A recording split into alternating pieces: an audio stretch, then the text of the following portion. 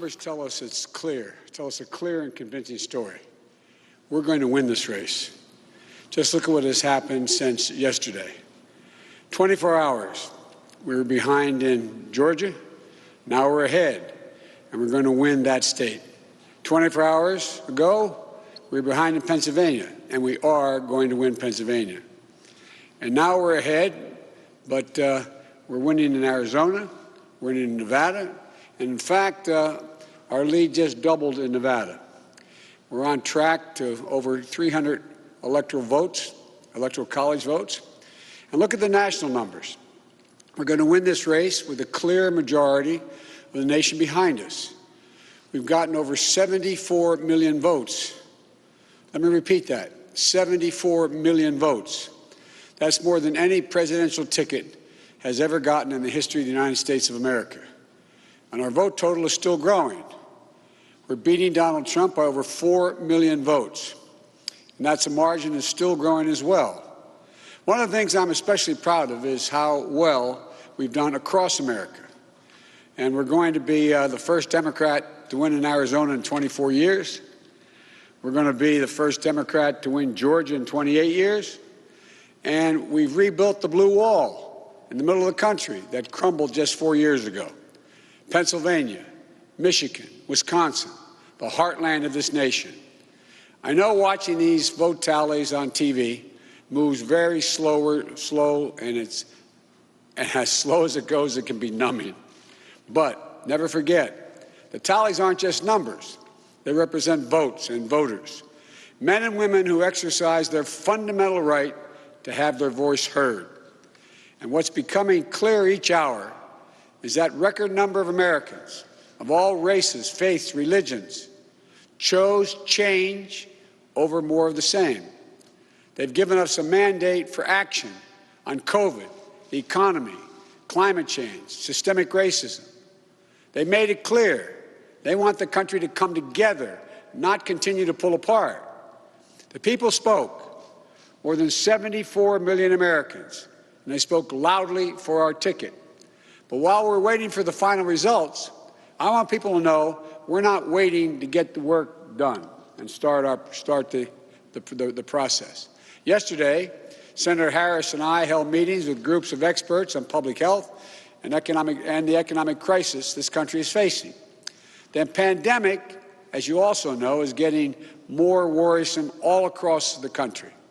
Daily cases are skyrocketing, and it's now believed that we could see as many as 200,000 cases in a single day.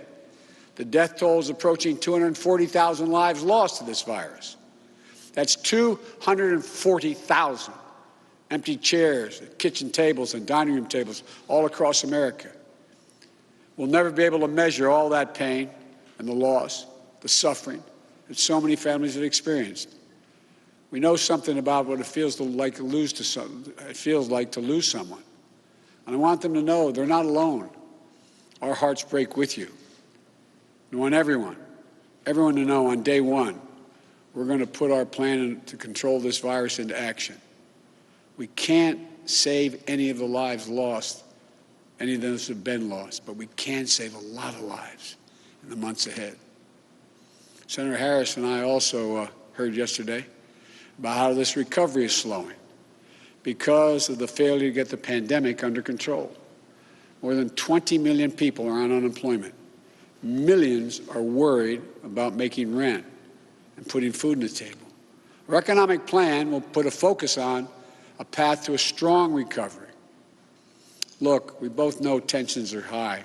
They can be high after a tough election, one like we've had.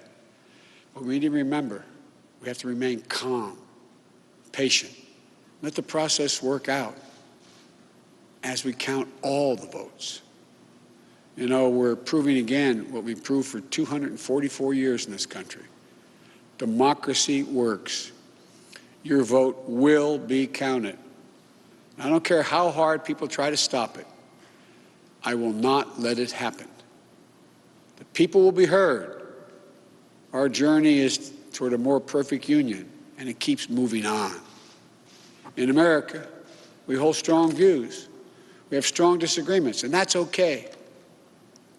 Strong disagreements are inevitable in a democracy, and strong disagreements are healthy. They're a sign of a vigorous debate, of deeply held views. But we have to remember, the purpose of our politics isn't total, unrelenting, unending warfare. No, the purpose of our politics, the work of the nation, isn't to fan the flames of conflict, but to solve problems, to guarantee justice, to give everybody a fair shot, and to improve the lives of our people. We may be opponents, but we're not enemies. We're Americans. And no matter who you voted for, I'm certain of one thing. The vast majority of almost 150 million Americans who voted, they want to get the vitriol out of our politics. We're certainly not going to agree on a lot of issues, but at least we can agree to be civil with one another. We have to put the anger and the demonization behind us. It's time for us to come together as a nation to heal. It's not going to be easy, but we have to try. My responsibility as president will be to represent the whole nation. And I want you to know that I'll work as hard for those who voted against me as those who voted for me. That's the job. That's the job. It's called the duty of care for all Americans. We have serious problems to deal with, from COVID to the economy to racial justice to climate change. We don't have any more time to waste on partisan warfare. You know, and more than that, we have such an incredible opportunity to build the future we want for our kids and our grandkids. I've said many, many times, I've never been more optimistic about the future of this nation. There is no reason we can't own the 21st century. We just need to remember who we are. This is the United States of America. And there's never been anything we've been unable to do, unable to accomplish when we've done it together. I hope to be talking to you tomorrow. I want to thank you all, and may God bless you, and may God protect our troops. Good night.